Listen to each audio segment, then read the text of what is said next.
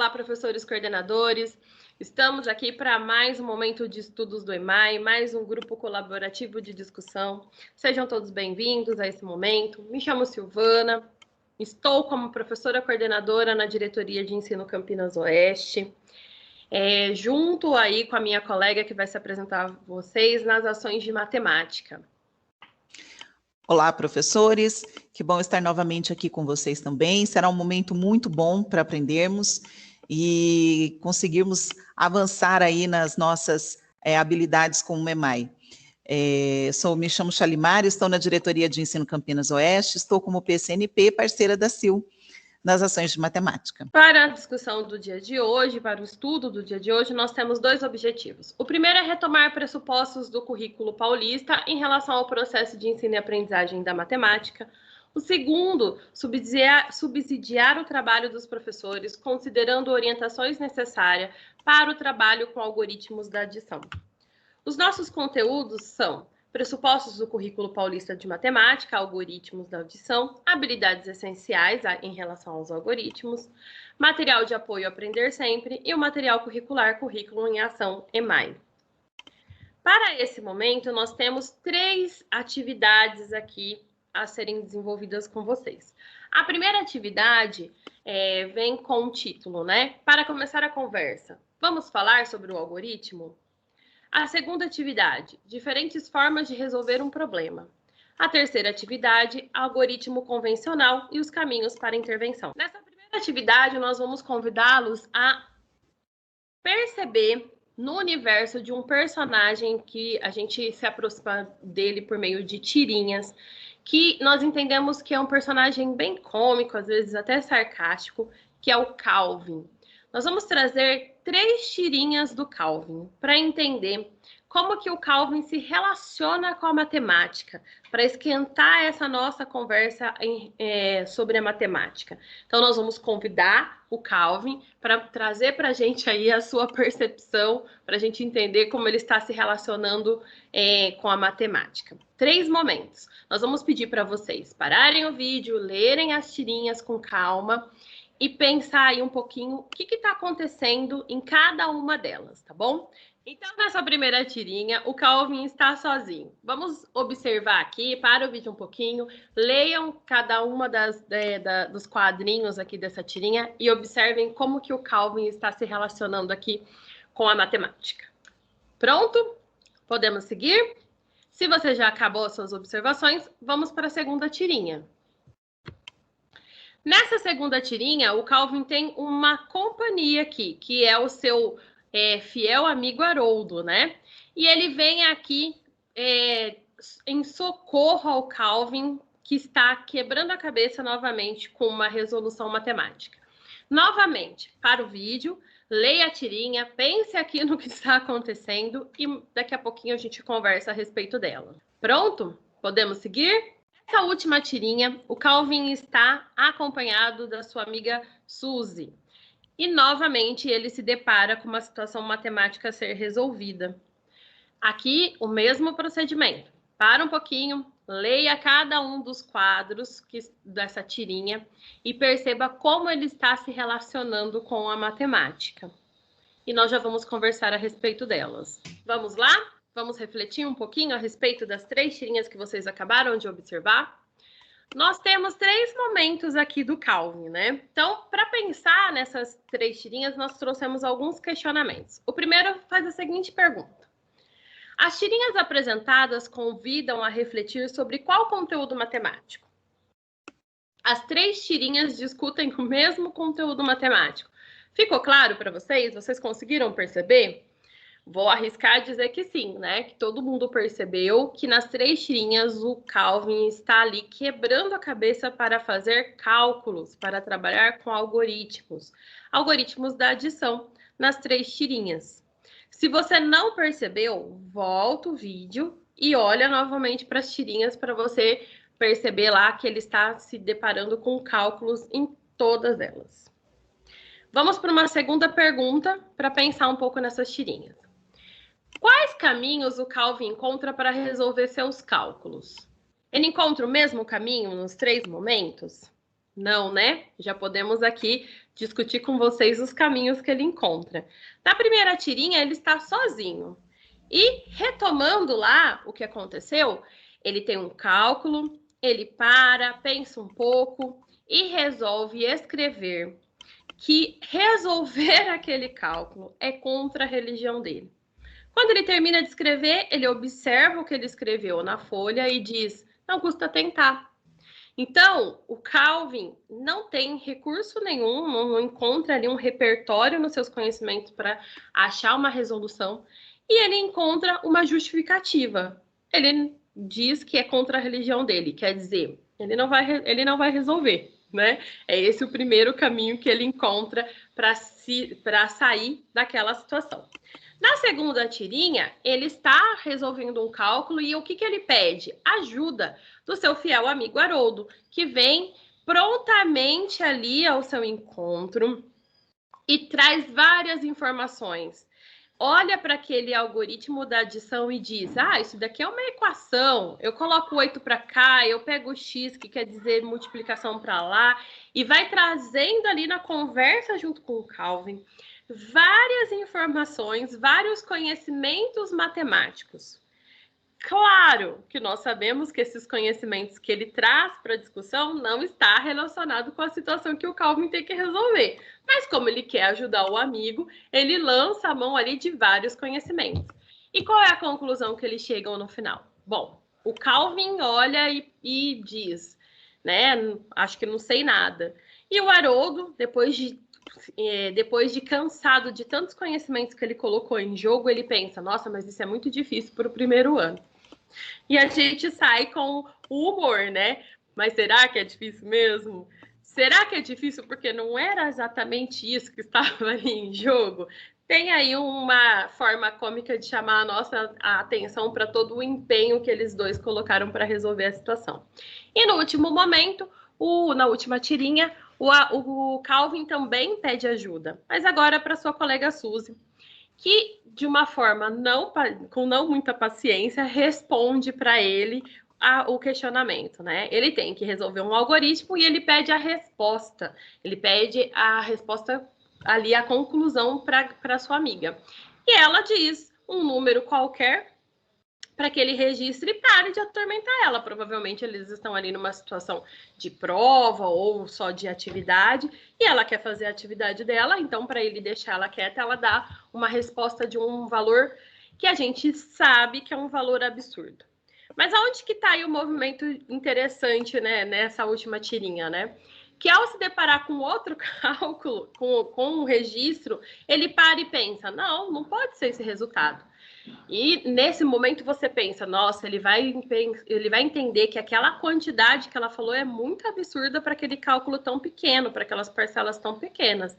E o que ele conclui? Não pode ser aquele resultado porque ela já tinha dado aquele resultado para outra conta. Na terceira tirinha, a gente percebe novamente que o Calvin não tem aí um repertório para discutir o que está acontecendo, né? Para ter uma crítica em cima do que está acontecendo. Isso leva a gente para o nosso terceiro questionamento. Essas situações acontecem no cotidiano escolar? Nós temos alunos que buscam justificativas outras, que nem sempre são justificativas aceitáveis, para não resolver os cálculos matemáticos. Nós temos alunos que pedem ajuda aos seus pares e nem sempre eles conseguem aí uma parceria que contribui para que eles encontrem um caminho. Às vezes a gente dá sorte, né?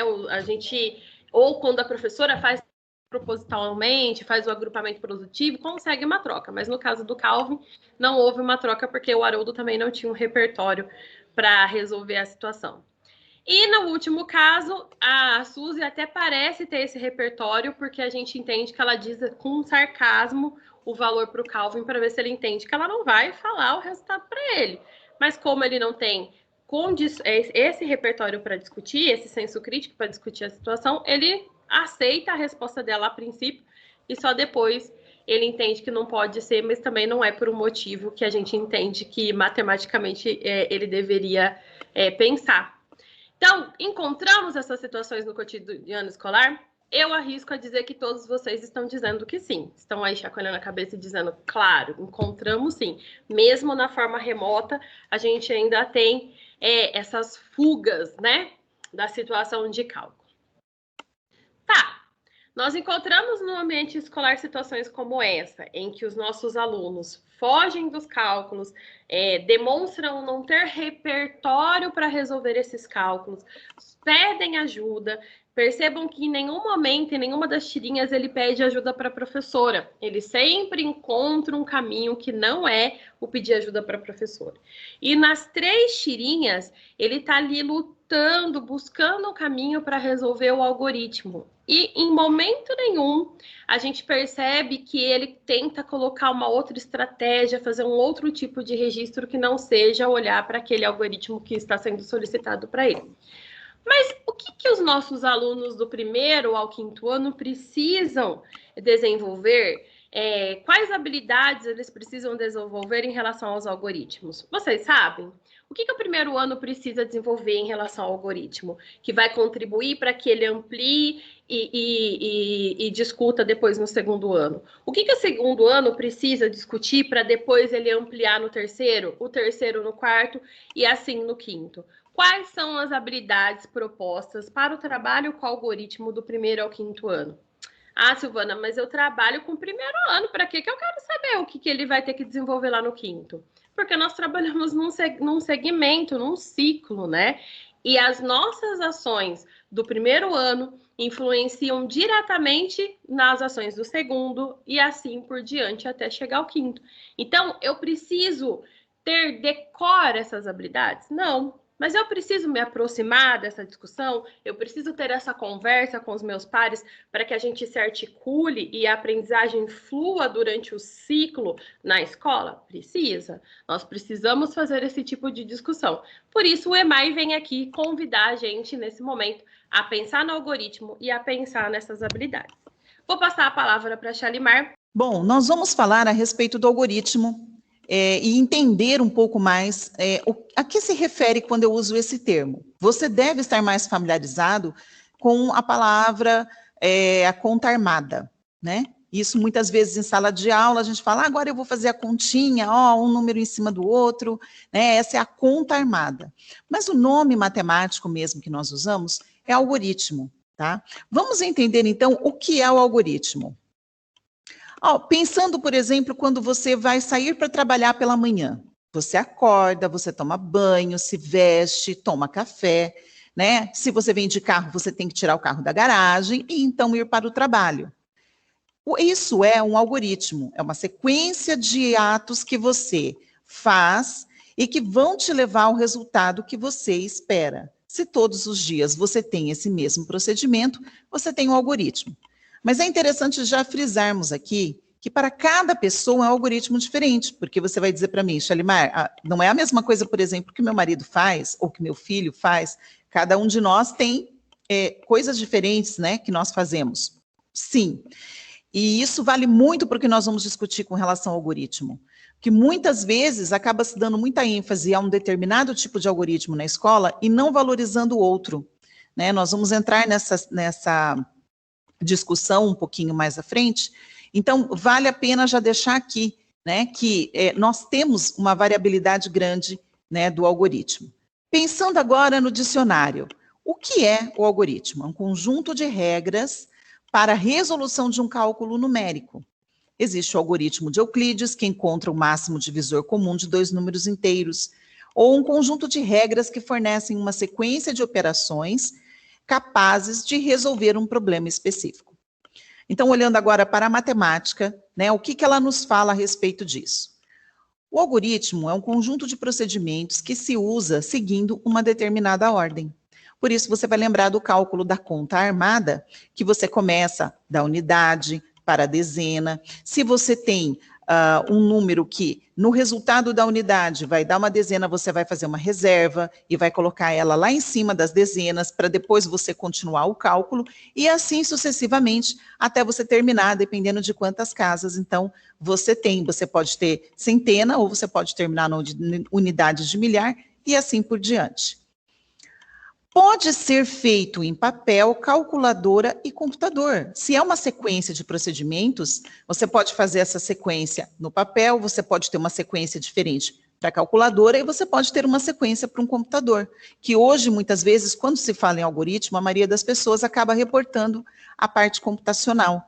Mas não é somente nisso a que se refere, então, o algoritmo.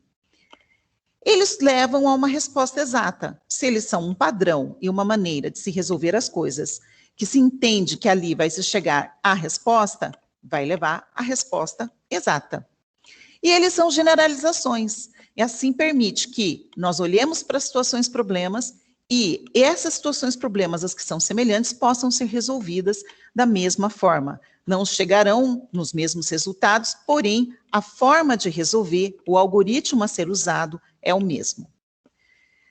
Existem alguns pontos interessantes a observarmos no ensino de algoritmos hoje dentro da sala de aula, com relação aos nossos alunos do ensino fundamental, e que muitas vezes a gente vai observando, vai conseguir retomar ali as tirinhas do Calvin que vocês viram com a Silvana. Primeiro, eles são ensinados muitas vezes de forma mecânica, sem compreensão. Em alguns momentos, dentro da aula, o professor acaba não conseguindo explicar todos os dados, todos os detalhes, né, dentro de um conteúdo, e muitas vezes ele acaba recorrendo àquilo que lhe foi ensinado em sua época dos bancos escolares. E aí ele passa novamente, mas acaba passando regras. A regra não é uma forma de ensinar. A regra vem depois que você ensina, depois que a criança compreende o conceito, que ela domina o conceito, e aí, então, ela pode fazer uso das regras. Segundo, o fato de saber realizar o algoritmo não garante ao aluno saber decidir qual operação usar. Aí você deve se lembrar, né? Nossos professores davam várias e várias páginas de matemática e muitas continhas para a gente fazer em casa, porque nós tínhamos que saber dominar o procedimento, como se faz a adição, como se fazia a subtração, multiplicação e divisão. Porém, a hora que nós vamos para uma situação problema, o fato de eu saber resolver, armar uma conta e realizá-la com rapidez e eficiência, não significa que eu escolhi a conta certa. Eu preciso saber olhar para aquela situação problema e então fazer a opção de como resolvê-la. Terceiro, existem algoritmos diferentes para uma mesma operação matemática. E aí é interessante, porque nós vamos passar por alguns deles, e muitas vezes alguns nós nunca ouvimos falar, outros a gente chegou a ver e fala, não, isso é muito difícil. Mas só lembrando, né, aquele slide que eu passei, onde fala do algoritmo de sair de manhã e cada um tem seu algoritmo, pois é aí que nós vamos então conversar um pouquinho mais sobre as facilidades que é para cada pessoa e como cada um tem o próprio jeito de resolver. Em quarto, na escola, o uso dos algoritmos acaba ficando restrito a um determinado tipo. E muitas vezes, nós pensamos em retomar quando uma criança não consegue acessar, ao fazer uma adição, o algoritmo da adição, e retomamos da mesma forma. E nós sabemos que dar mais do mesmo, o resultado que vai se produzir não vai ser diferente. E nós precisamos, então, dominar, entender, nós precisamos construir essas outras formas de algoritmos para saber, então, entrar e fazer intervenções pontuais com os nossos alunos para que eles possam, então, avançar na compreensão da adição. Vamos entender um pouquinho da história do algoritmo. Todos sabemos da história da matemática, que se inicia com a contagem. Muitos de vocês já devem ter ouvido que os pastores, para poder então contar suas ovelhas, eles usavam a contagem 1 a 1, eles colocavam uma pedrinha no saco conforme passava a ovelha ali na porteira do curral, e assim ele ia então tendo um controle. Logo depois surgiram os números, e assim foram surgindo os algoritmos. A matemática começou a se desenvolver. O que é interessante pensarmos é que olhar para um curral de ovelhas com 50 unidades ou 100 é uma coisa. Mas a partir do momento em que as quantidades começam a ficar grandes, a partir do momento em que o comércio começa a fazer uso da numeração, começa a se perceber a necessidade de realizar esses cálculos sem depender do quê? Sem depender ali de manusear ou gravetos ou pedras. Então, começa a se criar estratégias e uma tecnologia, então, da época, de ponta, foi o ábaco, que vocês estão vendo aí na figura, né? E o ábaco muito usado por vários povos. Se você for ver, não é apenas os chineses que tem o ábaco, mas tem o japonês, existe o ábaco russo, né? Então, assim, todos eles foram montados visando o quê? Facilitar o cálculo. Após o ábaco, então, os algoritmos foram crescendo e eles foram se desenvolvendo lá junto aos arábios e eles foram praticamente dominando a região. Houve até um determinado momento da história em que se conta, em que houve uma pequena rixa entre os abacionistas, que eram os defensores do ábaco, e os algoristas. Mas isso fica para um outro EMAI para a gente poder conversar. Entendendo ali, ó, na figura, eu coloquei para vocês de um lado o abacionista, aquele que está usando o ábaco para poder fazer o cálculo, e o outro que está usando os números, né? Está usando os algoritmos, está usando a escrita. Trata-se, então, de uma palavra latinizada, vem do nome de um matemático árabe no século IX, tá? De Al-Khwarizmi. E aí, ele vê a necessidade de cálculo sem auxílio de ábacos, dedos e outros recursos, porque até então o ábaco estava associado a isso, né? Como eu disse, as pedras, gravetos, né? Varetas de bambu. Nós percebemos, inclusive, uma evolução nos cálculos. Ele começa com os instrumentos, passa, então, pelo algoritmo, passa pela parte da escrita e ele volta novamente, conforme vai crescendo, aos instrumentos. Ele vai para a calculadora e vem, então, para o computador. Porém, nós ainda precisamos ter o cálculo escrito, precisamos saber, é um aprendizado que nossas crianças precisam ter. Por isso, nós estamos aqui, então, olhando para isso. Vamos entender o seguinte, eu disse para vocês que dentro da escola, o que acontece? A escola acaba dando ênfase em um determinado tipo de algoritmo.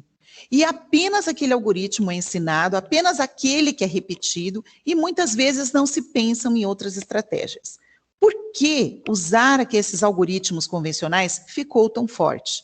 Existem 3 motivos que levaram, então, a nossa sociedade a valorizar muito o algoritmo e, além de tudo, valorizar esse algoritmo convencional que nós conhecemos, que muitas vezes ele acaba encobrindo o processo dos cálculos e deixando, sim, um pouco mais rápido, um pouco mais fácil, porém não é de tanto acesso de entendimento dos nossos alunos muitas vezes. Então, a criança olha para aquele algoritmo e ela não consegue entender o processo ali dentro. No primeiro momento, é o fator estrutural. Nosso sistema de numeração, ele é posicional e decimal. A partir do momento em que o algoritmo vem e também se baseia na posição e na parte decimal, ele facilita o trabalho em grande parte. Por isso, ele é muito bem aceito e acaba sendo difundido e amplamente usado. Temos também o fator de pressão histórico. Porque a matemática, como nós temos hoje, ela é fruto de todo um processo histórico. Nós temos matemáticos que, no decorrer dos tempos, quando nós estudamos, eles vão descobrindo maneiras melhores de calcular, eles vão descobrindo maneiras melhores de se registrar, e os algoritmos, eles foram passando por essas evoluções, até que então chegou-se nessas formas que são mais rápidas, mais práticas, mais reduzidas, mas, entretanto, que acabam escondendo muitas das nuances do processo ali dentro. E, por último, nós temos o fator de pressão social, no qual a capacidade de ler, escrever e fazer contas é muito valorizado em nossa sociedade hoje, entre outros, e nas instituições. Então, imaginemos duas pessoas indo fazer teste para um emprego e eles têm que fazer cálculos. Esse é o teste para eles poderem entrar ali na empresa, no escritório. No momento em que um resolve, enquanto ele está fazendo uma decomposição, localizando ali, decompondo todos os números para poder chegar ao resultado, o colega do lado já fez um cálculo de reserva super rápido e terminou aquela avaliação antes. No olhar de quem está fazendo a seleção, muitas vezes ele pode não olhar para aquele cálculo decomposto como uma forma socialmente aceita ou esperada para que ele possa contratar aquele rapaz. Na verdade, aquela outra pessoa, aquele outro rapaz, ele acaba sendo valorizado por quê? Porque ele fez o cálculo socialmente aceito, convencionalmente conhecido, que todos têm acesso. Então, o fato de um usar decomposto e o outro não, né, tornar isso mais ágil, pode ser que num determinado momento na escolha isso faça uma grande diferença.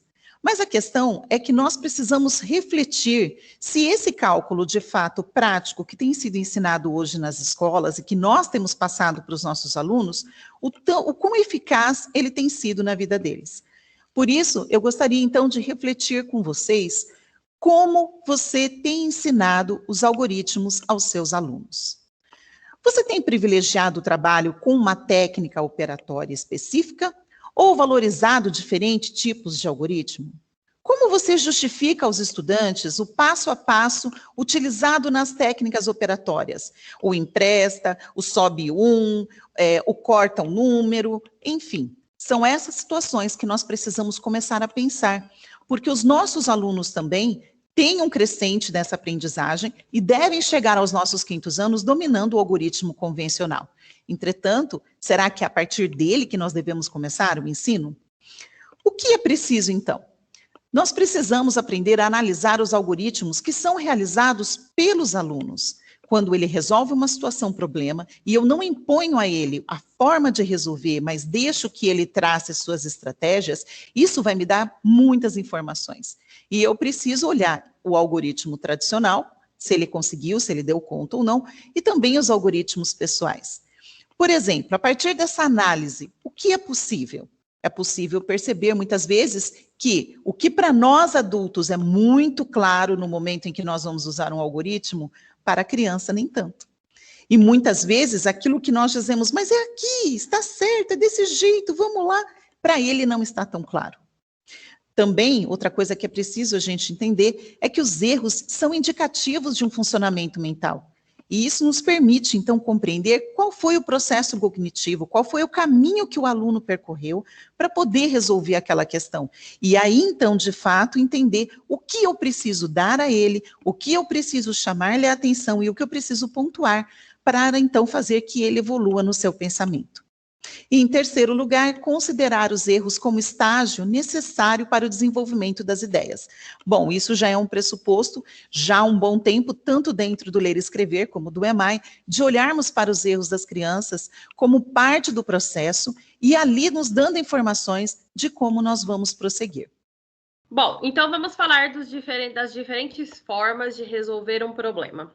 Continuando aqui nossa caminhada, nós começamos esse primeiro momento falando sobre o algoritmo, trazendo algumas curiosidades e aquecendo a conversa por meio do incômodo que aparece, fica aí pontualmente visível na relação que o Calvin tem com a matemática, principalmente quando ele está aí trabalhando com os algoritmos. Mas o que o currículo propõe, né? A Shalimar pontuou para a gente agora várias coisas que são importantes que nós tenhamos claro em relação a esse processo de ensino, né? Então, quando eu proponho o ensino, tem várias preocupações que eu preciso ter ao propor esse ensino, porque eu tenho que pensar no meu resultado, na aprendizagem. Então, para pensar nesse resultado, nós estamos dizendo isso a vocês, não é agora, mas todos os demais, nós precisamos estar atentos às habilidades, nós precisamos estar atentos às pesquisas, às contribuições que temos, às orientações do nosso material curricular, dos materiais que nós temos disponíveis, porque os materiais, eles trazem, sim, propostas e atividades que vêm aí na orientação do professor, dicas, informações, caminhos que fazem a gente refletir em relação a esse processo de ensino, na busca de potencializar a aprendizagem, de potencializar as intervenções e de alcançar o que a gente mais deseja, que é o desenvolvimento das habilidades, né? Garantir aí a construção dos processos cognitivos pelos nossos alunos. Então, quando a gente trabalha com os problemas, Nós estamos trabalhando com os problemas já faz alguns ATPCs com vocês, alguns momentos de estudo. Lá no ATPC de abril, do 5/4, nós trabalhamos a necessidade de apresentar aos nossos alunos diferentes tipos de problema. Que não é uma informação nova, é uma informação que a gente já tem aí desde 97 com os parâmetros curriculares, que traz a discussão que precisamos levar para a sala de aula problemas com solução, sem solução, problemas com mais de uma solução, problemas com todos os dados, problemas com dados faltantes para que os alunos tenham condição de dizer não tem a possibilidade de resolução, problemas com dados a mais para que o aluno consiga parar para refletir a respeito daquele problema e entenda que nem tudo que está ali é o que ele vai utilizar para achar o seu resultado. Se você não assistiu essa discussão que nós fizemos lá no dia 5/4, procura lá no canal da Diretoria de Ensino, ECEMAI, e retome essa discussão a respeito dos diferentes tipos de problema. No nosso grupo de estudo de 17/5, nós avançamos a discussão falando sobre a necessidade de se compreender o contexto dos problemas antes de pensarmos nos cálculos. Antes de levar os nossos alunos aos cálculos, nós precisamos garantir na sala de aula, nas aulas de matemática, o movimento da compreensão da situação que está em jogo, né? O que eu estou, com quais informações eu estou me deparando, quais delas eu vou trabalhar, quais não são necessárias. Então, nós fizemos toda essa discussão lá no dia 17/5. Novamente, se você não teve a oportunidade de participar dessa discussão, procura o ATPC lá no canal do Núcleo Pedagógico, no YouTube, e assista, retome essa discussão. Nós estamos num caminhar a essas propostas dos problemas. Então, começamos nos diferentes problemas, passamos para a necessidade de compreender esses problemas antes de pensar propriamente nos cálculos, e estamos agora caminhando, ampliando a discussão, trazendo para vocês as diferentes formas para resolver um problema. Então, agora a gente vai para o cálculo, né? Já escolhemos qual é o tipo de problema, já pensamos na compreensão, e agora vamos pensar na resolução. Existe uma única forma de resolver? Shalimar trouxe esse questionamento para vocês. Como que o currículo paulista pensa, né? Ele orienta esse trabalho com os algoritmos? Nós trouxemos aqui um excerto, uma pequena orientação do recorte lá do currículo paulista em relação ao trabalho com operações. Então, eu vou ler para vocês, né? Em relação à unidade temática números, porque nós sabemos que as operações estão na unidade temática números. Eu trabalho tanto as funções do número, as regras do sistema de numeração decimal, como as operações nessa unidade temática. Orienta o seguinte: o ensino de números tem como finalidade desenvolver o pensamento numérico, o que, além de desenvolver conhecimento sobre os números e suas relações, envolve a compreensão das operações e seus resultados, reconhecendo o significado ao operar com o número para obter outros. Então, esta unidade temática no currículo paulista é uma orientação que vem aí, como eu já coloquei lá dos parâmetros curriculares nacionais, e o currículo paulista reforça, reitera a necessidade de que, ao mesmo tempo que eu estou trabalhando os números, que eu estou desenvolvendo o pensamento numérico com os meus alunos, eu trago uma compreensão das operações, né? Eu trago o operar com estes números. E um operar por meio de um processo que leve realmente à compreensão do que o aluno está fazendo para obter novos números. Então, é nesse sentido que o currículo orienta que se desenvolva o trabalho com os nossos alunos do 1º ao 5º ano. Vamos olhar um pouquinho como, então, os nossos materiais de apoio, o nosso material curricular está expressando esse trabalho, está ilustrando esse trabalho. Para contribuir com essa discussão, nós vamos olhar para a atividade do 1º ano. Está aqui a referência, 1º ano, currículo em ação. Atividade 7.4. No material do professor, vocês vão encontrar lá na página 78 e no material do aluno na página 46. Nós fizemos um recorte aqui, lá da apresentação da atividade. Vocês sabem, a Shalimar já conversou com vocês sobre a organização das atividades no mês de maio também. Na organização do currículo em ação, lá no mês de maio ela fez essa retomada, e nós sabemos que toda atividade começa com uma apresentação, né? Fala a que veio aquela atividade, né? Qual é a proposta que estará em curso. Então, essa atividade tem a seguinte apresentação. Nesta atividade, você irá explorar problemas para discutir sobre os números com os estudantes. Esse tipo de problema permite que a criança estabeleça relações numéricas, facilita o cálculo mental e a compreensão do sentido do número e das operações. Então, olha que interessante. Essa atividade 7.4, nós vamos olhar só para o problema A, por isso que a gente colocou uma tardinha aqui no problema B, não vamos olhar para ele, vamos olhar só para o problema A. Inclusive, o problema B a gente já olhou para ele, já conversou sobre ele lá no EMAI do mês de maio. Essa atividade, ela vai fazer um trabalho, ela vai propor uma discussão com os alunos, em que eles vão pensar nos números, nos seus conhecimentos numéricos, e vão avançar aí por meio do cálculo mental, por meio de estratégias de cálculo mental para as operações. Então, essa atividade ela não está centrada propriamente dita nas operações, mas ela está centrada na discussão de como discutir o número, como os meus conhecimentos numéricos vão me possibilitar operar, né? Então, se eu olho aqui e penso, olha, é um probleminha, meu aluno já vai começar a fazer cálculos. Sim, ele vai começar a fazer cálculos, mas o foco principal dessa atividade é que ele use o pensamento, o conhecimento que ele tem em relação aos números para encontrar a solução. E não necessariamente que ele realize um algoritmo, que ele realize um cálculo propriamente dito para resolver. Vamos pensar quais são as possibilidades, né, de diferentes formas que o aluno pode resolver esse probleminha. Aqui a gente fez o recorte, ó, deixou o probleminha aqui para a gente ler. Vamos ler o problema e vamos pensar nas diferentes formas de resolução. Então, olha o problema. No álbum de Emerson, em uma página, cabem 6 figurinhas. Ele já colou 4. Quantas figurinhas estão faltando para completar essa página? Nossa, Silvana, mas como que ele vai usar os conhecimentos numéricos dele para achar esse resultado? Ele tem que fazer uma conta aqui. Será? Será que só um algoritmo, só um cálculo vai resolver essa situação? E se ele usasse o quadro numérico?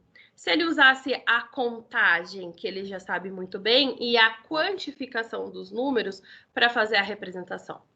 Se ele trabalhar com o contexto aqui, ele sabe que ele tem um álbum que cabem 6 figurinhas. Então, ele pode representar 1, 2, 3, 4, 5, 6. Aqui é o quanto cabe no álbum. Porém, o problema está informando que foram colocadas, né, no álbum, o Emerson colocou somente 4. Então, ele tem 1, 2, 3, 4 garantidas. E qual é o questionamento? O questionamento é quantas faltam. Então se ele colocar a quantidade que cabe, a quantidade que foram coladas, ele consegue observar pelos faltantes, pelos quadrinhos faltantes, quantas faltam? Sim. E ele consegue, com segurança, te dizer que faltam 2 figurinhas para completar o álbum. Então, com aquele trabalho que a gente faz no quadro numérico de quantificação, de observar o registro dos números, o meu aluno consegue tranquilamente completar aqui, analisar e me dizer que faltam 2 figurinhas. Existem outras formas? Sim, ele pode desenhar as figurinhas. Cabem 6 figurinhas. Porém, ele só colocou 4. Quantas faltam? Eu posso discutir essa forma de registro pictórica com os meus alunos tranquilamente. Ele vai ter que usar também o conhecimento de quantificar, ele precisa colocar os 6, e ele precisa reter a informação de que 4, né, estão lá. E aí ele vai saber que faltam 2. Existe outra forma para ele representar? Sim, os famosos pauzinhos. 6 pauzinhos representam 6 figurinhas. 4 estão coladas. Quantas faltam colar? 2. Olha quantas formas ele pode resolver, que traz satisfatoriamente o resultado, que não necessariamente precisa de um algoritmo, de um cálculo convencional, né? Mas e se meu aluno me apresentar um cálculo convencional? Se lá na casa dele ou em outra atividade, em outras propostas, nós já vimos cálculos convencionais e ele assistiu, viu em algum lugar e ele quiser colocar em jogo, o que vai acontecer? Eu vou discutir. Se o meu aluno apresentar um cálculo convencional, eu vou discutir com ele o que tem no cálculo convencional. Porque tudo que está ali naquele cálculo precisa ser dito, explorado, sistematizado. Eu tenho um todo, que são 6 figurinhas, que cabe no álbum.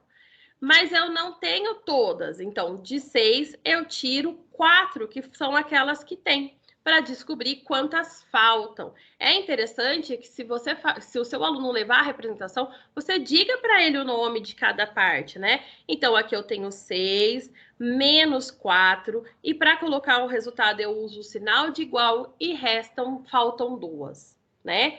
E ele também pode apresentar a forma que a gente chama de armada, né? Aqui a gente tem a conta aqui deitada e a forma armada. Não problema nenhum.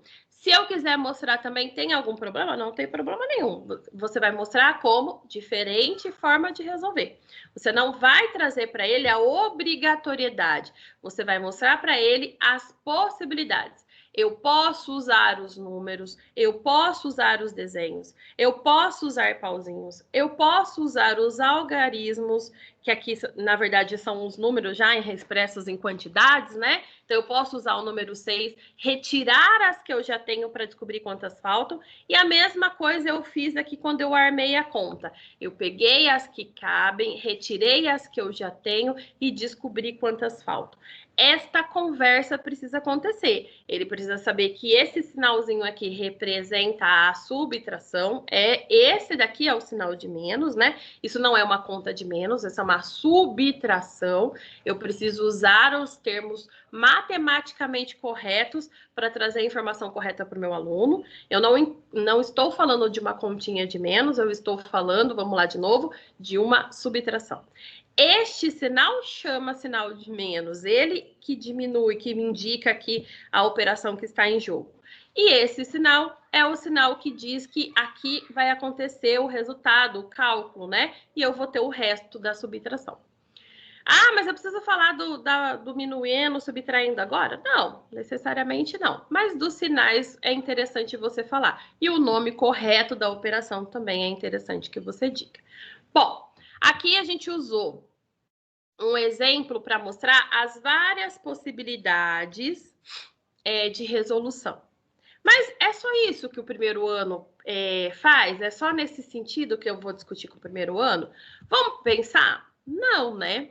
Antes de olhar para as habilidades, vamos pensar aqui no caminho que a gente observou com a resolução do primeiro ano e em tudo que a Shalimar colocou para a gente no nosso primeira parte da atividade.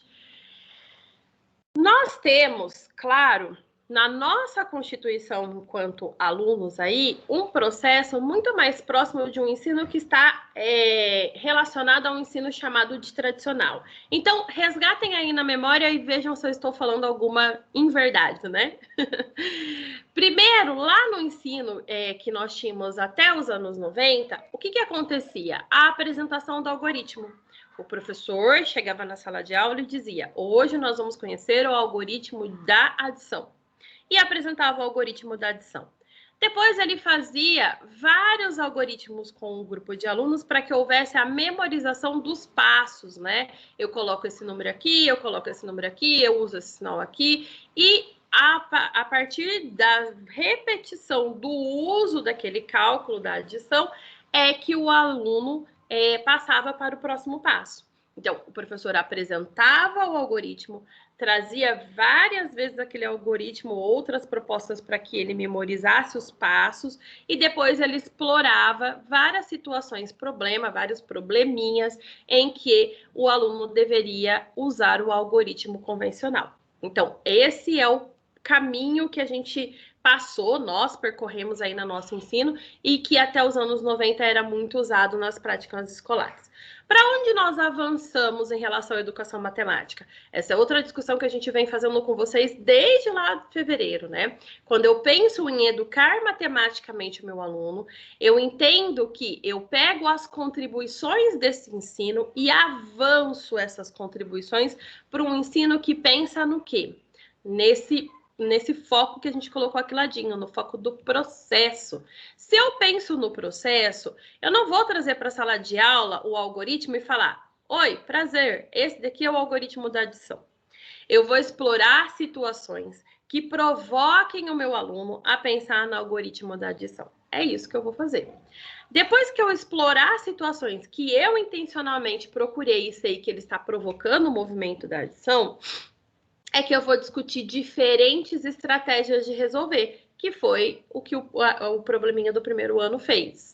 Depois que eu explorar essas diferentes estratégias, ouvir o processo do meu aluno, entender como ele está pensando, eu vou sistematizar esses procedimentos utilizados. Eu vou falar que ele usou os números, porque ele contou, eu vou falar que ele usou as figurinhas, eu vou falar que ele usou os pauzinhos, eu vou falar que existe a opção de usar os números em forma de algoritmo, em forma de conta, né? Não vou ficar falando, você está usando o algoritmo. Posso falar se você está usando a conta, né? Então, eu vou ampliar o conhecimento dele, sistematizando. Para fazer o algoritmo da adição, eu uso o sinal de mais, né? A conta não chama-se mais, a conta se chama adição.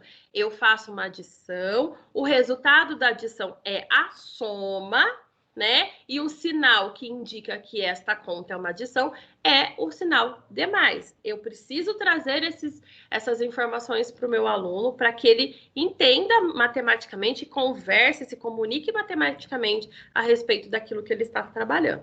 E aí, só então, é que eu vou explorar o uso dos algoritmos. Depois que eu já trabalhei com problemas, já sistematizei, ampliei os conhecimentos sobre os símbolos, aí eu tenho total condições de usar os algoritmos convencionais.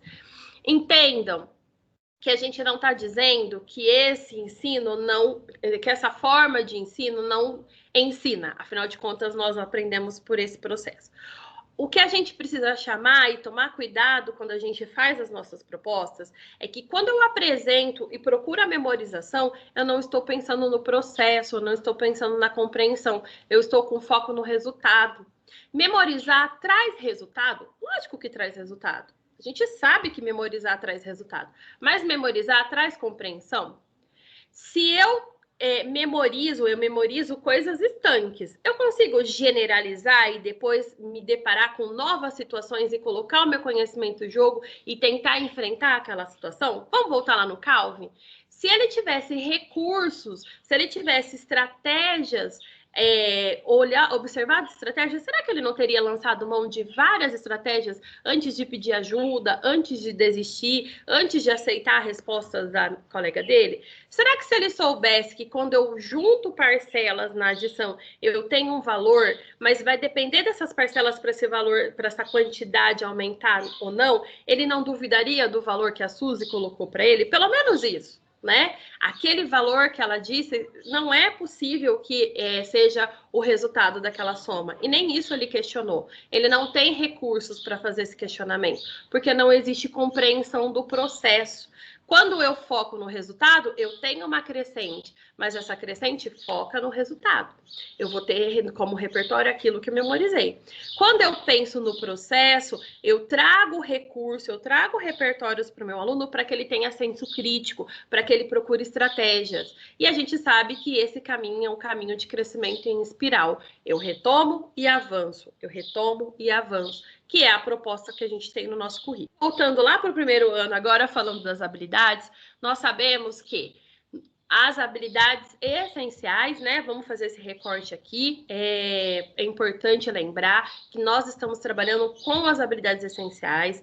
Existem as habilidades do currículo paulista e destas habilidades foram retiradas algumas que são entendidas como essenciais para que neste momento atípico que nós estamos vivendo, os nossos alunos tenham condições de construir esses processos cognitivos e avançar do ciclo. Então, o que é essencial que o primeiro ano saiba em relação aos algoritmos, para depois ele retomar e avançar no segundo? O que é essencial que o segundo saiba para depois ele retomar e avançar? É nesse foco que nós vamos trabalhar. Então, lá no documento de habilidades essenciais, do primeiro ao quarto bimestre, nós vamos encontrar esta habilidade, que é construir fatos básicos, fatos fundamentais da adição e utilizá-los em procedimentos de cálculo para resolver problema.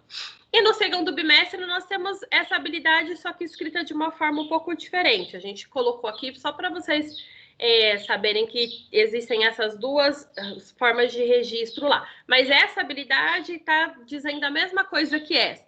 Porém, aqui está dizendo que é em relação à adição e à subtração. E esta primeira aqui está focando na adição. Então, o primeiro ano, do primeiro ao quarto bimestre, precisa trabalhar situações em que ele vai construir fatos fundamentais ou básicos, que é a mesma coisa, e utilizar. Antes de passar para a atividade, nós vamos relembrar o que são fatos básicos ou fatos fundamentais. Fatos básicos ou fatos fundamentais são cálculos com números de um só algarismo. Então, são cálculos que eu faço com os algarismos de 0 a 9. Lembra que a gente já falou que nós temos 10 algarismos de 0 a 9?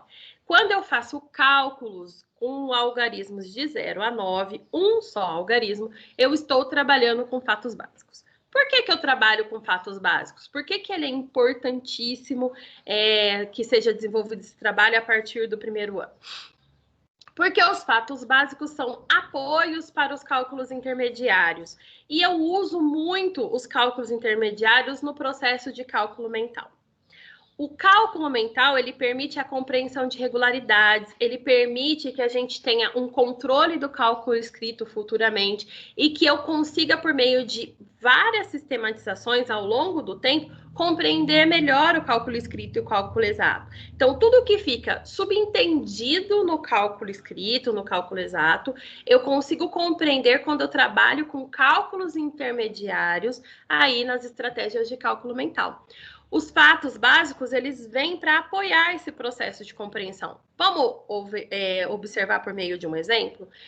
3 mais 4, que é igual a 7, é um trabalho com fato básico. Assim como 6 mais 6, que é o trabalho com fatos básicos idênticos. É muito importante que isso aconteça. 9 mais 5 também é um outro trabalho com fato básico. Trabalhar com esses fatos básicos vai possibilitar que o aluno tenha repertório, que ele consiga lidar melhor com cálculos, com outros cálculos como esses. Por exemplo, aqui eu tenho números de 2 algarismos. É um avanço daqui para cá. Quando eu trabalho cálculos, fatos básicos como 3 mais 4, eu permito que o aluno saiba que toda vez que eu acrescento, que eu junto o 3 e o 4, eu vou ter como resultado 7. Será que se ele souber isso, colabora para que ele discuta, para que ele responda 30 mais 40? Ele sabe que o zero não indica nenhuma quantidade. Então, 0 com 0, eu não vou ter uma quantidade. Já posso reservar ele aqui. Ao saber aqui, ao já ter essa compreensão do 3 mais 4, ele consegue tranquilamente responder 30 mais 40, que vai dar 70. E a mesma coisa vai acontecer com os outros fatos básicos. Quando ele trabalha com 6 mais 6, ele consegue tranquilamente responder 60 mais 60, porque o zero não representa nenhuma quantidade aqui, eu reservo ele, mas o 60 mais 60 vai dar 120, porque eu sei que aqui tem 60, aqui tem 60, o 6 mais 6 é o 12. Então, essa compreensão vai possibilitar que ele faça a compreensão da regularidade e use para realizar cálculos como esse. A mesma coisa vai acontecer no 9 mais 5. Eu já sei que aqui vai resultar quanto? 14, né? Então, se eu fizer 900 mais 500, eu consigo resgatar esse fato básico e trabalhar aqui com o valor que é 1.400. Bom, então vamos para a atividade do primeiro ano. Lá no Aprender Sempre, do professor, nós temos aqui a referência, a página para vocês procurarem essa atividade. Lá na aula 3, nós temos exatamente a proposta do trabalho com fatos básicos que eu acabei de discutir. discutir com vocês. Então, os alunos vão observar e discutir como podem resolver essa primeira coluna, né? Então, ele tem aqui 1 mais 1, 2 mais 1, 5 mais 1 e 9 mais 1. E depois, junto com o professor, junto com vocês, seja na presencial, seja de forma remota, ou depois você vai, se for na forma remota assíncrona, você vai precisar chamar a atenção dele para isso, de como que, ao resolver 1 mais 1, contribui para que ele resolva 10 mais 10. Será que contribui? Contribui, né? Então, se eu sei que 1 mais 1 resulta em 2, quanto será que é 10 mais 10? Se eu sei que o zero aqui não está representando uma quantidade, mas sim guardando uma posição, eu vou reservar o zero e eu já sei que esse 1, que é o 10, e esse 1, que é o 10, só pode dar 2, que vai resultar em 20. A mesma coisa vai acontecer com 2 mais 3, com 2 mais 1, que vai resultar 3. Então, 20 mais 10 só pode dar 30. Então, primeiro ele vai discutir essa coluna com vocês, seja no presencial, ou seja de forma assíncrona, ou você vai precisar chamar atenção para essa coluna, mandando um vídeo, conversando com ele, para que ele observe que esta coluna ajuda totalmente ele a responder esta coluna aqui. Então, os fatos básicos contribui como cálculos intermediários, como raciocínio do cálculo mental, para que o aluno avance nos outros cálculos. Uma proposta muito próxima a isso vai acontecer no segundo ano. O segundo ano também tem como habilidade, resgata a habilidade do primeiro ano, que é a construção de fatos básicos da adição e a utilização desses fatos básicos, e avança aí dizendo que o aluno precisa construir e utilizar tanto da adição quanto da subtração. Olha a proposta de atividade lá do Aprender Sempre. Vamos observar o que ele tem que fazer aqui. Ele tem que discutir com os colegas também como resolver estes cálculos. Aqui a gente já tem a resposta, porque, como vocês podem ver na referência, foi retirado do material do professor. Mas ele tem que discutir qual é o valor que dá a adição de 34 mais 1. Qual é a soma, né? De 34 mais 1 e depois de 34 menos 1. É a regularidade que a gente já trabalhou lá no quadro numérico, quando eu estava explorando as regularidades dos quadros, quando eu estava trabalhando o sistema de numeração, que vai contribuir aqui para que o aluno opere. Olha que interessante. Outra atividade que está trazendo aqui para a gente a reflexão, que as regularidades, o trabalho com os números, trazem repertório para o trabalho com a operação. Quando eu olho para o quadro numérico, eu já discuti com os meus alunos que a organização da linha do quadro numérico, ela avança de 1 em 1, certo? Se ela avança de 1 em 1 e eu quiser voltar lá no quadro numérico, recuar, né? Ela também recua aí, ela volta de 1 em 1. Então, eu posso trabalhar com meus alunos a seguinte questão. Se eu avanço do 4 para o 5, eu avanço 1. Então quando eu avanço 1, aumenta do 4 para o 5. E se eu retorno 1. Então, se eu tirar 1, eu volto para o 3.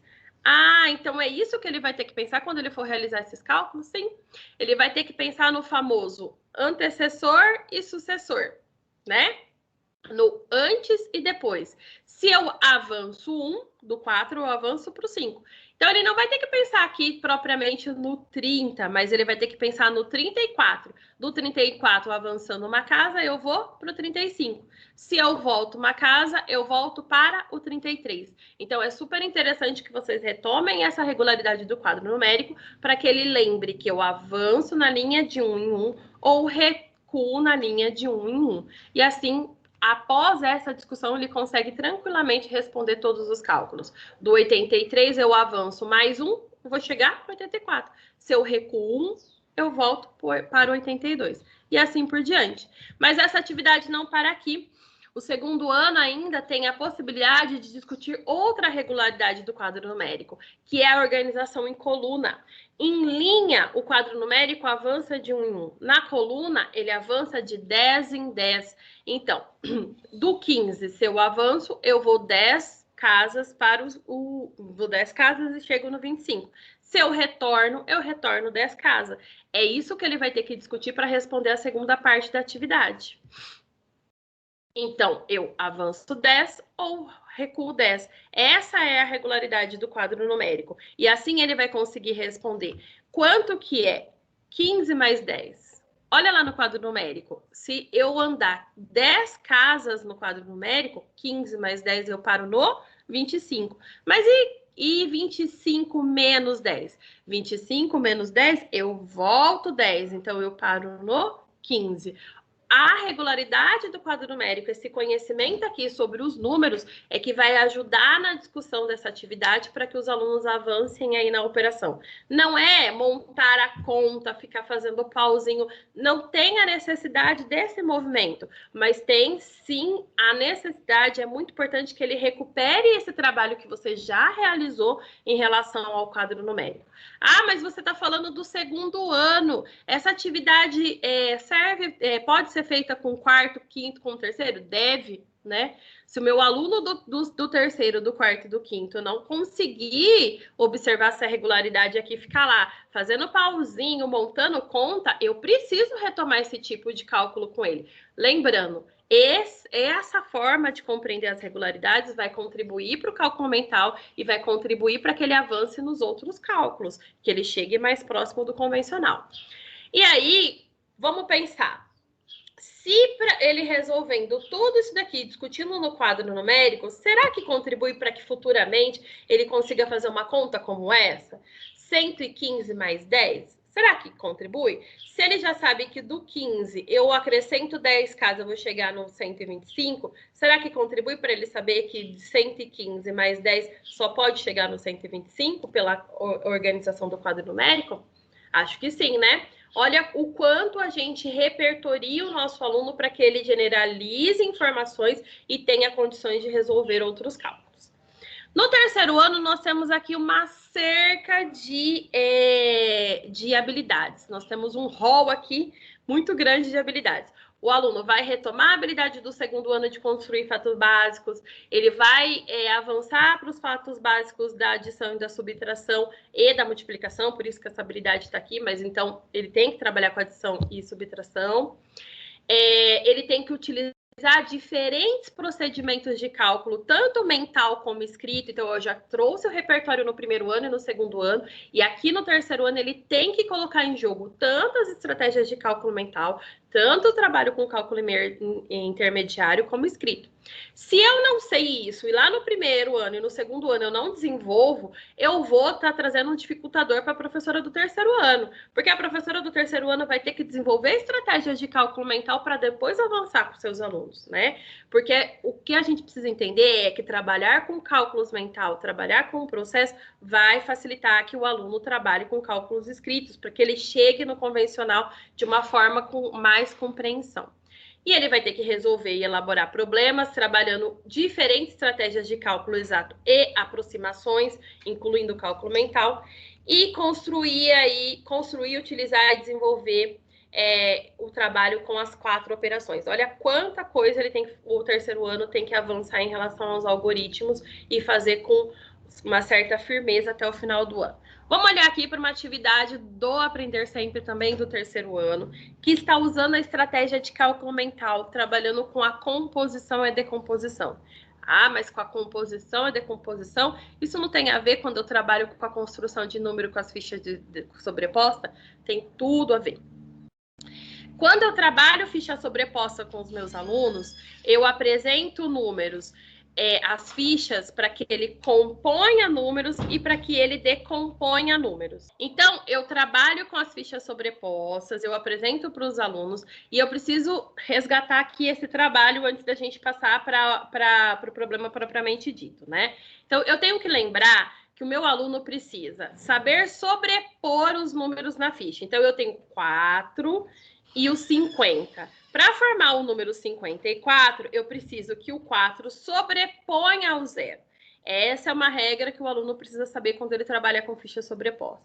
Que toda vez que uma cartela vai sobrepor a outra, ela sempre vai sobrepor os zeros e nunca os outros algarismos. Então, quando eu for explorar, eu preciso que o aluno saiba que o 4 aqui, o algarismo 4, ele representa 4 quantidades. Então, ele vai sobrepor o 0, ocupar esta posição e vai formar o número 54.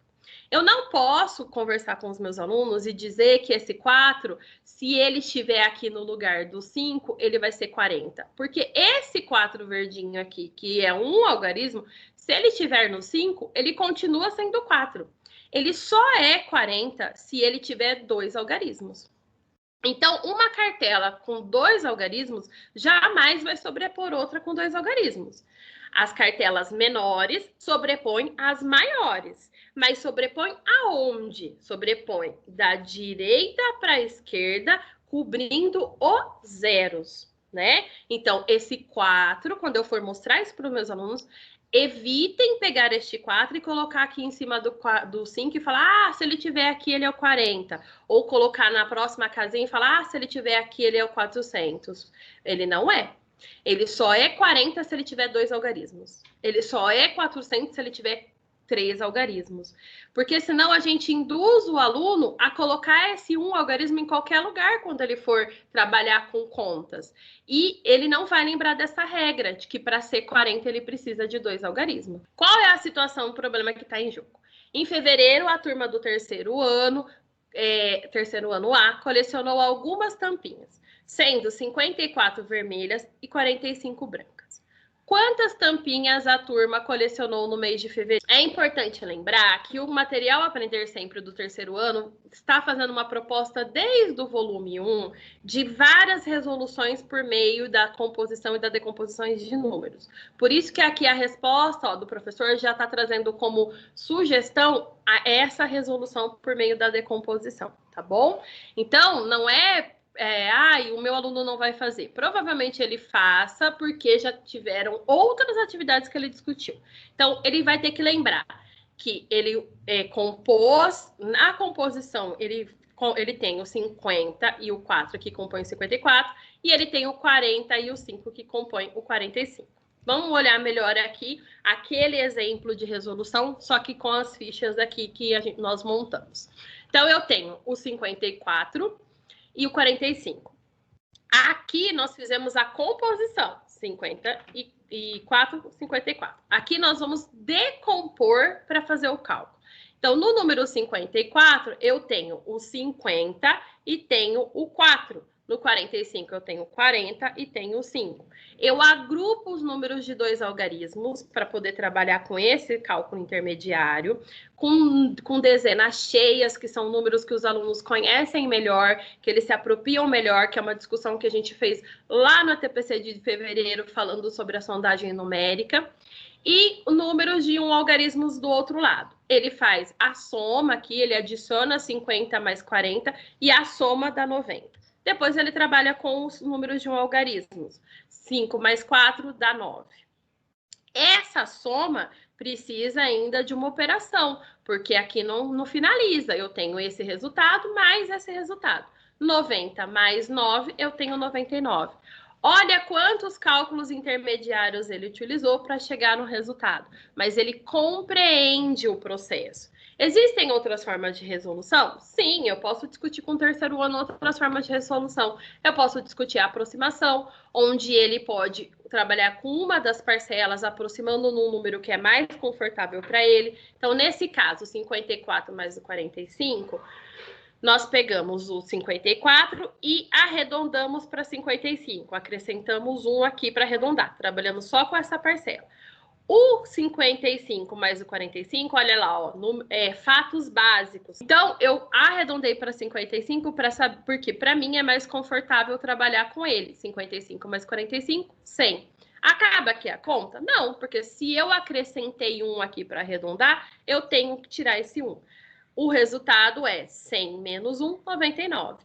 É outra forma de resolver, só que por meio da aproximação. Bom, dando continuidade com relação às atividades, às habilidades que são apresentadas, nós vamos agora para o 4º ano.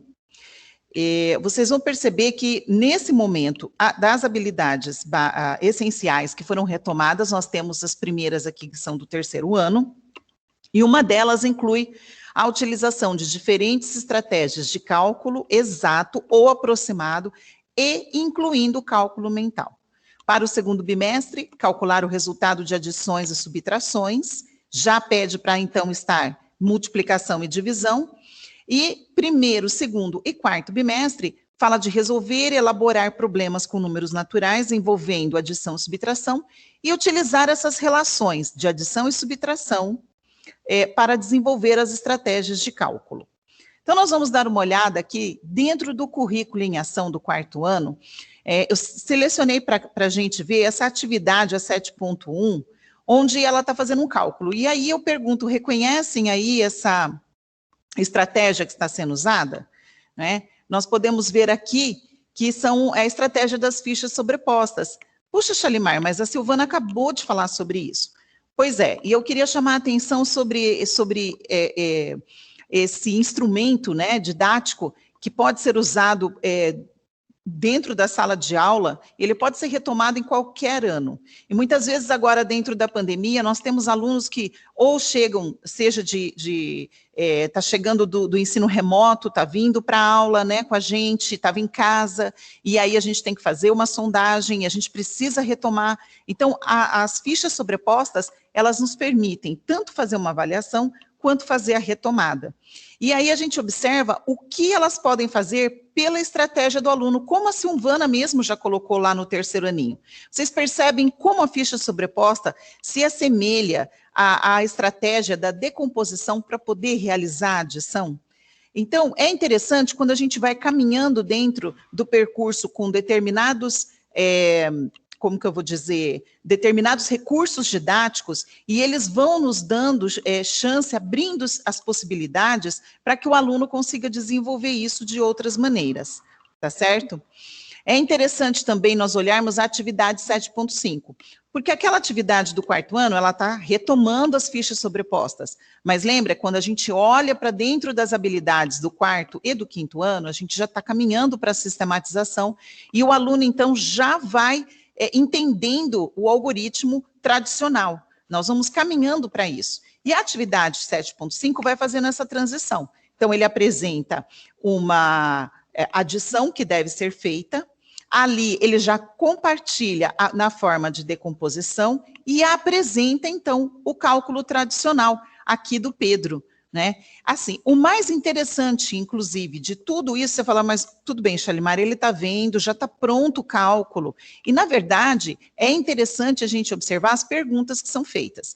Chama a atenção para a letra A, que fala, Pedro colocou o 1, por que ele colocou o 1 que está registrado na primeira linha? Né? E aí nós retomamos, inclusive, aquelas questões sobre argumentar, saber elaborar e explicar como foi feito determinada atividade.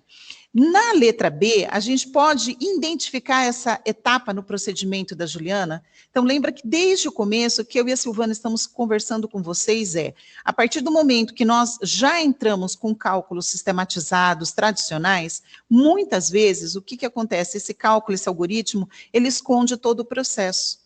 E aí, justamente nessa atividade 7.5, é muito interessante a gente conseguir visualizar o aluno olhar ali, então, e perceber que é o 10 mais 7 que vai gerar esse 1 que vai subir para a dezena, para poder, então, fazer essa reserva e fazer, então, o restante da operação, tá certo? Se nós, então, olharmos... Muito bem, então a gente, olhando agora para o Aprender Sempre do quinto ano, nós vamos observar que existe uma habilidade que ela foi retomada lá no primeiro bimestre e vai voltar no quarto. Resolver e elaborar situações problema de adição e subtração com números naturais e com números racionais, cuja representação decimal seja finita, utilizando estratégias diversas, como um cálculo por estimativa, cálculo mental e algoritmos. Então, nós vamos percebendo que é todo um crescente dentro do nosso currículo e que dentro do quinto ano, o aluno, além de operar com o algoritmo tradicional, ele vai operar com o algoritmo tradicional dentro dos números racionais. Então, ele vai olhar para os decimais, ele vai olhar para o sistema monetário, né? Então, nós vamos percebendo isso. Na aula 1 e 2 aqui do Aprender Sempre, eles começam fazendo toda uma contextualização, que também já foi tratado aqui, nós falamos da importância de você oferecer atividades em que o aluno possa identificar o dia a dia dele, situações, notícias, né, e outras coisas. Depois de toda a contextualização, E aí vem na letra C a colocação, que ela descobre a quantidade total de habitantes que havia na cidade e ela representa, então, de que maneira? Ela representa na forma de uma decomposição. Só que se você observar aqui, já não é mais apenas uma decomposição por adição. Ou, no caso, quando nós discutirmos adição e subtração, é como se dá para fazer essa decomposição? Sim. Mas nessa daqui já está envolvendo a multiplicação. Então, esse crescente, ele vai se confirmando, e é importante, então, que o aluno já tenha muito bem categorizado nele, que ele já tenha essa parte do conceito, né, fixa, né, com relação aos fatos fundamentais, com relação aos fatos da adição, com relação a estratégias de cálculo mental, onde ele possa olhar, então, e se localizar com mais facilidade. Caminhando, então, para o nosso terceiro momento, nós vamos falar sobre o algoritmo convencional e os caminhos para intervenção. Porque durante todo o ensino desse algoritmo, nós vamos tendo situações em que o aluno, ele erra, né? Ele não consegue acessar esse algoritmo convencional. Então, agora nós vamos conversar especificamente dele. A adição é uma operação que envolve situações de juntar, acrescentar e adicionar. Tem o nome nos termos. Nós temos parcela, né? Para cada termo ali que está somando, parcela, e então o total. Esses nomes, eles são interessantes da criança conhecer? Sim. É importante, fundamental que ela saiba para que ela continue, então, desenvolvendo a questão dos algoritmos? Não. Então, nós precisamos tomar muito cuidado com as coisas que nós damos alguma importância e acabamos tirando o foco de outras que são mais fundamentais. Então, entender o cálculo, como ele é feito, a maneira, o procedimento, acaba sendo, nesse momento, mais importante. Com certeza, o aluno ter ciência de como se chama, né? Porque, inclusive, isso pode vir colocado num outro livro, um livro didático, num outro livro que traga um assunto referente com relação a isso. Sim, é legal que o aluno conheça. Né? E isso cai também naquela situação que a Silvana trabalhou, que é a questão de olharmos e falarmos da matemática com os termos matemáticos, né? Pensando nessa questão, então, dos algoritmos, nós separamos para vocês uma pesquisa que foi feita, uma tese de mestrado, em que foi levantado dentro de uma sala de 5º ano quais as estratégias que os alunos usam para poder resolver as situações, problemas deles. E aí nós voltamos nos algoritmos intermediários, lembra? Que são aqueles algoritmos que o próprio aluno acaba fazendo, a estratégia que ele usa para poder, então, chegar a um resultado. O primeiro algoritmo que foi colocado, que eles descobriram, foi o método da compensação, né? A Silvana trouxe um método da compensação lá atrás para vocês, ela já falou sobre isso, mas esse daqui é um pouquinho diferente. Lembrando que esse daqui é para a gente conhecer e entender quão importante é a gente olhar para o pensamento do aluno, para o caminho que o aluno criou, para a gente saber como vai intervir. Não é um algoritmo que você vai ensinar em sala de aula, tá bom? Então, olhando aqui, o 487 mais 352, o que esse aluno fez? Do 487, ele arredondou para 500, ele somou mais 13. Do 354, ele tirou 13. Por quê? Porque esses mesmos 13 já foram adicionados ali em cima, né? Então, a gente vai observar 487 mais 13, ele arredondou para 500, e de 354 ele tirou os mesmos 13. Dessa maneira, ficou mais tranquilo para ele conseguir, então, resolver a adição. Outro algoritmo intermediário que foi encontrado nas pesquisas foi o método da sobrecontagem com ordem. Por isso que eu disse para vocês que aqui é um exemplo da capacidade de estratégia que os nossos alunos têm. Né? Ele tem uma soma para realizar. Então, o que ele faz? Ele pega e o 487 mais 354, ele mantém o primeiro número e ele decompõe o segundo número. E aí ele vai somando por casas, por unidades. Então, por exemplo, a hora que ele tem aqui o 300, ele pega o 487, deixa eu voltar só ao nosso ponteiro, ele pega o 487, ele tem que somar 300, então ele soma de 100 em 100, 587, 687, 787, ele acrescenta aqui. Mas ele sabe que do 354, ele ainda precisa somar 50. Então, o que ele faz? Ele pega os 787 e ele soma de 10 em 10. 797, 807, 817, 827, 837. E ele coloca um número aqui. E para finalizar, ele tem 4 unidades, então, e aí ele vai fazer também por unidade. 837, ele vai 838, 839, 840, 841, que é o resultado, então, do nosso cálculo. Vocês percebem quão rico é o pensamento, né, do aluno e a importância que é quando a gente para e vai olhar. Se a gente vai pegar esse cálculo apenas aqui e a gente apenas olha e não entende o que ele fez, é como se não valesse, né? A gente, eu não sei o que ele fez, colocou o resultado ali, acho que copiou de alguém.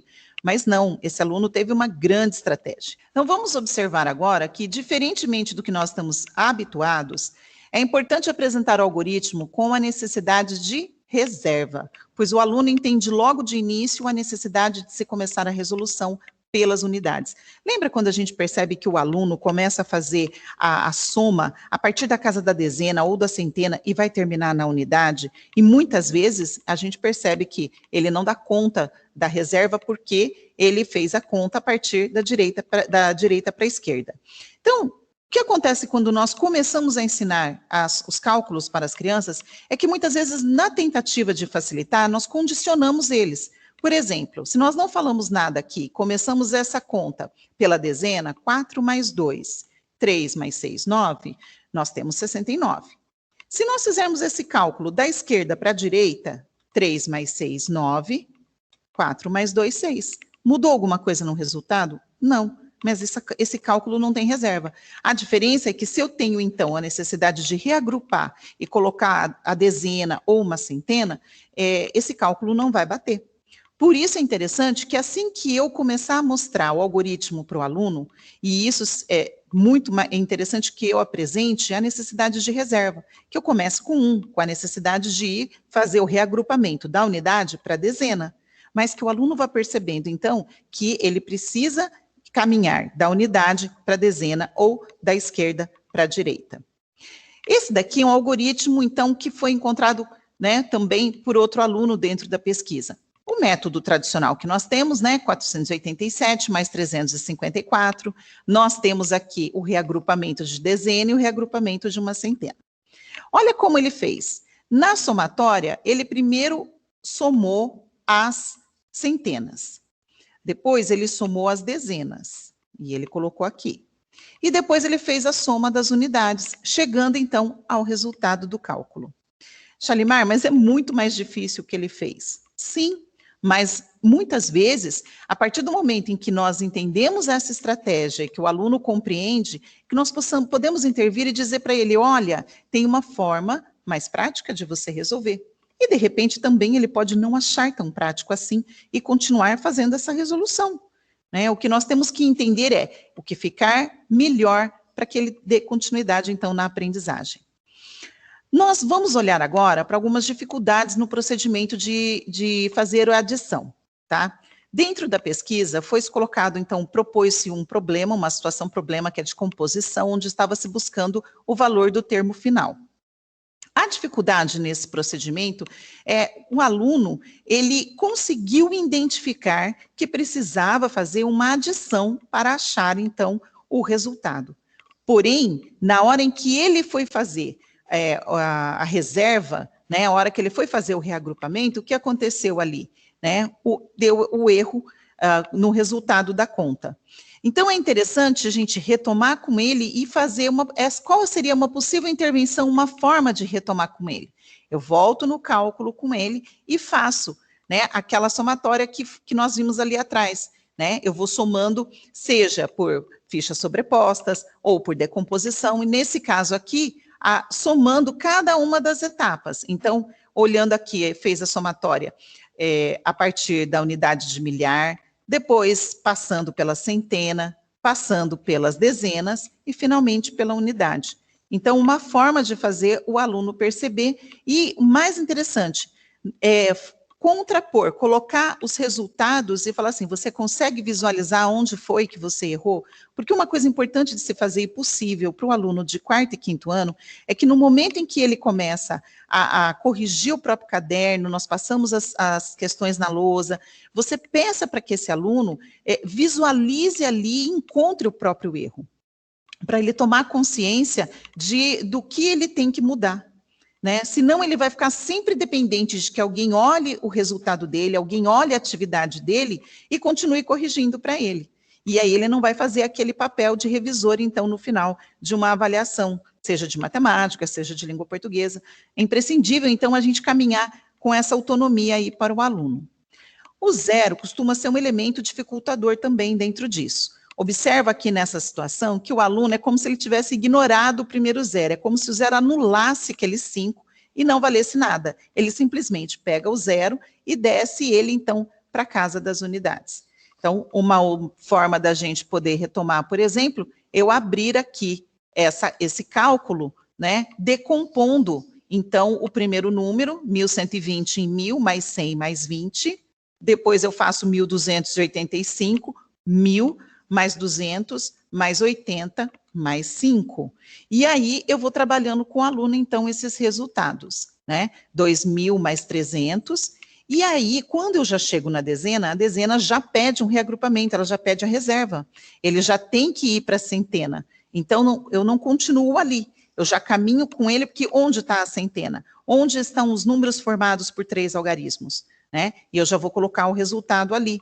Caminhando, então, eu continuo com a unidade e termino, então, fazendo a finalização do processo, que culmina com o resultado da conta. Tá certo?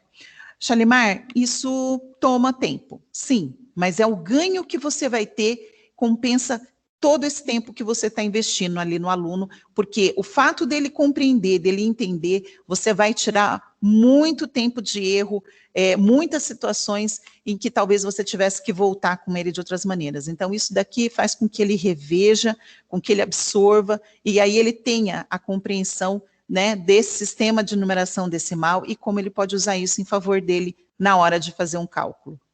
A questão da posição inadequada dos números também apareceu, né? Por várias vezes a gente se lembra, né? Nós retomamos com o aluno sobre a questão de colocar unidade embaixo de unidade, dezena embaixo de dezena. Então, uma sugestão que nós damos aqui é o uso do papel quadriculado com o quadro de valor de lugar. Né, você já trabalhar, nós estamos falando de 4º e 5º anos, essa nomenclatura já está sendo usada, esse aluno já tem contato com isso, e trabalhar com ele, então, essa disposição, e trabalhar com ele realmente a questão do procedimento, no momento em que ele vai colocar o algoritmo, que ele vai armar a conta, né, ele, então, fazer isso e colocar unidade embaixo de unidade, dezena embaixo de dezena, para que ele consiga, então, caminhar e avançar aí no conhecimento dele. Então, é importante nós entendermos que a habilidade de utilizar o algoritmo corretamente não se adquire de uma só vez. É necessário tempo e prática. Então, o seu aluno, ele vai começar com o algoritmo de adição lá no 2º ano, com os fatos fundamentais, né, quantidades pequenas, mas ele tem que avançar. E ele vai caminhar para o 5º ano. Então, nós estamos colocando aqui a importância de que cada ano vá trabalhando. Ele avança e retoma, retoma e avança. O uso do algoritmo tem mais sentido em cálculos que envolvam os números a partir das dezenas. Armar uma conta ou colocar o algoritmo de 2 sobre 3 não requer tanta habilidade e acaba não dando para a criança a ciência, né, a consciência da importância, porque o algoritmo foi criado, lembra, para se poder fazer cálculos maiores. A partir do momento, então, que eu tenho, envolvo unidade, dezena, centena, o cálculo, então, fica diferente. Então, o nosso aluno já começa a perceber a utilidade de ter a conta armada ou utilizar o algoritmo. O algoritmo só deve ser apresentado aos alunos depois que eles já dominarem com certa segurança o conceito da operação, os fatos básicos e o sistema de numeração. Isso foi tudo aquilo que a Silvana colocou para vocês, que é abordado desde o 1º aninho, lá o 1º, 2º, 3º ano a gente já vai fazendo essa passagem, mas ainda assim, é nesse ponto que, ao receber um aluno, você vai fazer a avaliação com ele e vai identificar onde precisa e o que precisa ser retomado. De repente, você está recebendo um aluno de 4º, de 5º ano e que ele não entendeu o conceito da operação. Ou então, o sistema de numeração decimal não está claro para ele e ele não consegue fazer uso da decomposição. Então, nesses momentos, primeiro, para o educador ter firme cada um desses termos, essa teoria é importante, porque dentro disso é que ele vai fazer o uso para poder caminhar, então, para que o aluno avance. Gente, deixo para vocês aqui, então, as referências. Eu quero agradecer vocês, obrigada por terem estado conosco aqui. Espero que seja produtivo esse material, discutam, mandem nas interações perguntas, dúvidas, e depois nos contem como foi, então, trabalhar com a adição em sala de aula. Tá certo? Até mais. Isso mesmo, pessoal. Bom, como nós colocamos, é importante conhecer o trabalho do 1º ao 5º ano para que a gente saiba o quanto o nosso ano contribui para a progressão do conhecimento dos outros e para que os professores dos 4º e 5º anos saibam também tudo que ele tem de condição de trabalhar a partir das discussões que foram feitas nos anos anteriores. Lá no comecinho eu disse assim, a professora do 1º ano contribui para o trabalho dos outros anos, a do 2º, do 3º, do 4º e do 5º. E o 5º também tem que ter noção de tudo que vem sendo trabalhado desde o 1º aninho, porque ele precisa lançar mão das regularidades que foram discutidas desde o 1º ano, dos fatos básicos que foram discutidos desde o 1º ano, para trabalhar aí o repertório de cálculo do 5º ano. Nós vimos que o 5º ano precisa ter um domínio desses conhecimentos em relação à adição, e para ele avançar depois para os números racionais. Então, para todos os anos é importante saber as habilidades dos anos, saber o processo de construção do conhecimento. Nós esperamos que a gente tenha trazido aqui reflexões e contribuições para que vocês pensem na necessidade desse processo, dessa construção do algoritmo. Ele é importante, sim. Nós queremos chegar ao algoritmo convencional, mas existe um processo que precisa ser trilhado até que isso aconteça. Os nossos alunos precisam ter a condição de lançar mão de várias estratégias. E uma das estratégias é o algoritmo convencional. O algoritmo convencional, ele não é a única estratégia. Ele é uma das estratégias possíveis, tá bom? Usem o link de interação que está no descritivo desse vídeo para falar conosco. Um abraço, até o próximo momento de discussão.